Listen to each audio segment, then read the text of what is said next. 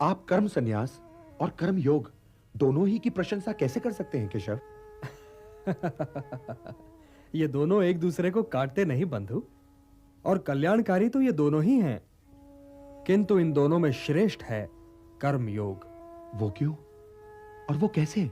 जो द्वेष और आकांक्षा से ऊपर उठकर कर्म करता है वो तो नित्य सन्यासी है ही, और वो द्वंद्वों से रहित होकर सांसारिक बंधनों से मुक्त हो जाता है।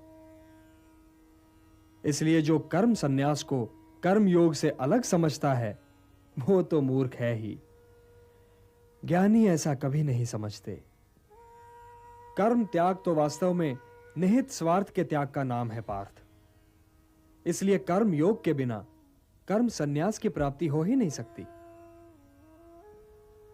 कर्मयोगी को तत्वों का ज्ञान होता है और उसका देखना न देखना, सुनना न सुनना, चखना न चखना, जागना न जागना, लेना न लेना, छोड़ना न छोड़ना और उसका हर कर्म लोक कल्याण के लिए होता है।